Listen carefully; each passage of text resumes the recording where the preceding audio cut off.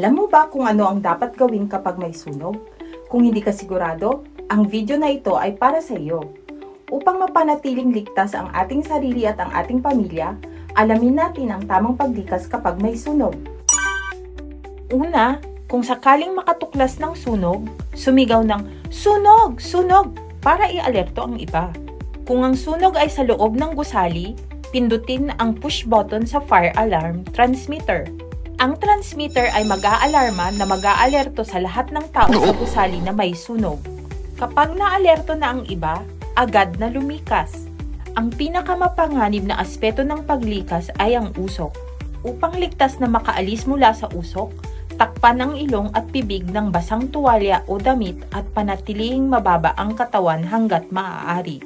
Kapag lilikas, sundin ang direksyon na makikita sa mga ilaw ng emergency exit at lumikas sa ligtas na lugar gamit ang mga hagdan sa pamamagitan ng emergency exit na may mga ilaw sa paglikas. Paalala, tiyaking isara ang fire door kapag lilikas sa pamamagitan ng emergency exit. Maaaring pabagali ng mga fire door ang pagkalat ng apoy at usok sa iba pang mga palapag o mga lugar ng paglikas. Kaya siguraduhing lumikas ng nakasara ang mga pinto.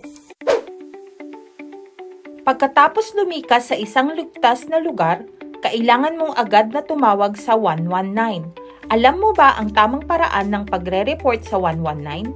Kapag nagkasunog, maaaring ikaw ay mataranta at hindi mo matandaan ang address o mahirap ipaliwanag kung ang sunog ay ibang lugar maliban sa iyong tahanan.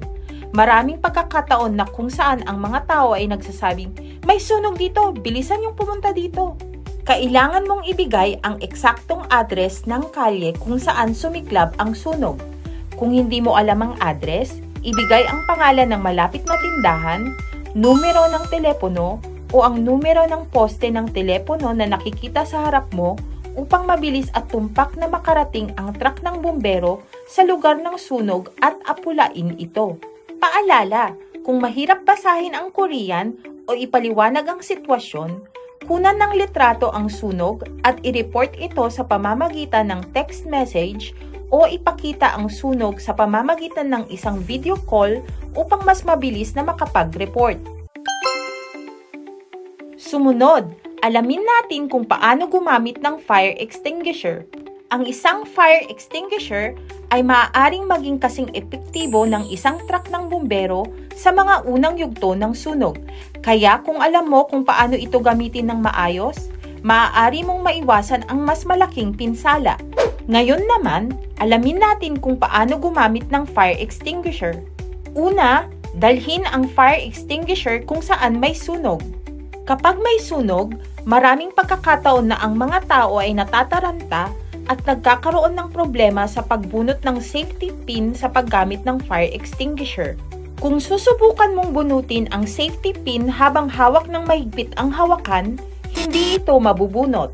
Kapag bubunutin ang safety pin, hawakan ng ilalim o ilagay ito sa sahig at bunutin ito habang hawak ang katawan ng fire extinguisher. Sumunod, kunin ang nakakabit ng nguso ng fire extinguisher at hawakan ito sa isang kamay at ang isa naman sa hawakan at spray ng pantay patungo sa apoy na parang nagwawalis. Ang fire extinguisher ay dapat gamitin lamang matapos masiguro ang ruta ng paglikas kung sakaling ang apoy ay hindi ganap na maapula o sumiklab muli. Nalaman natin kung paano iligtas ang ating sarili at ang ating pamilya mula sa sunog.